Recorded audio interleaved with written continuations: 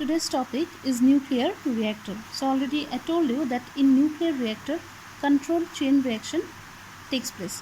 Therefore, working principle of it is controlled chain reaction. This is the schematic diagram of nuclear reactor. You can see the outermost part of it is the concrete wall, which is also called the protective shield.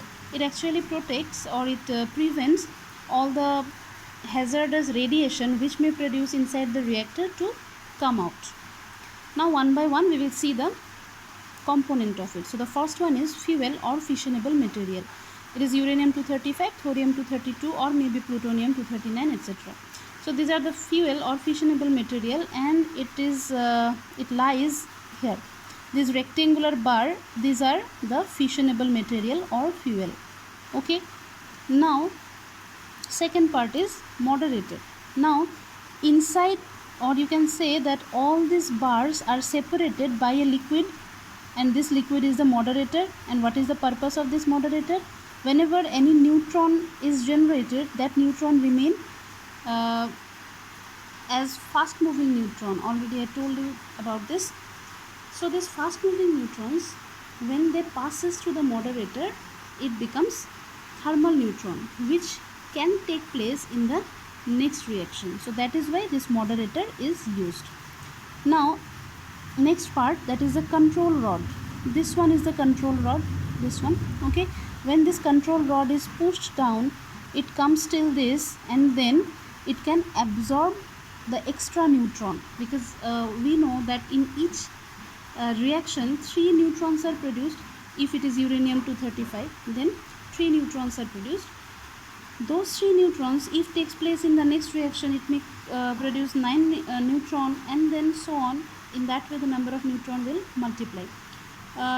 In that case, that will become uncontrolled chain reaction. But here we need controlled chain reaction. That is why all the neutron produced in each step will not be allowed to take part in the next reaction. So that is why some neutrons should be absorbed. And how, which one is the component which is absorbing the neutrons? This control rod made of cadmium. This one is actually absorbing the extra neutrons. Next part is coolant material. So coolant material, it absorbs, coolant material is generally made of, it is generally water only. It absorbs heat produced in the core of the reactor and helps to produce steam, which is further used to run a turbine. This one is the coolant material. This is the core of the nuclear reactor. Surrounding the core or around the core, you can see that some liquid is there which is circulating this way. Through the pipe, it goes like this. It is constantly moving in this way.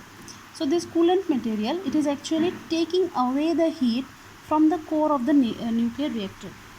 Because we know that in each reaction almost 200 MeV energy is produced. That energy, it increases the heat of the core of the reactor.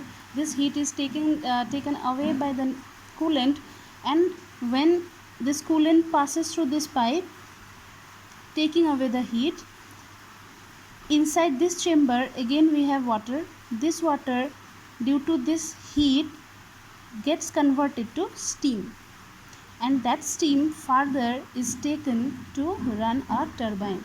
So turbine, we know that it is a wheel-like structure. When it rotates, it produces electricity.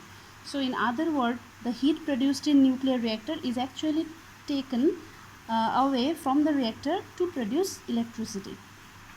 And the last part, protective shield. So you already know that protective shield is the concrete wall which restricts the hazardous radiation to come out of the nuclear reactor.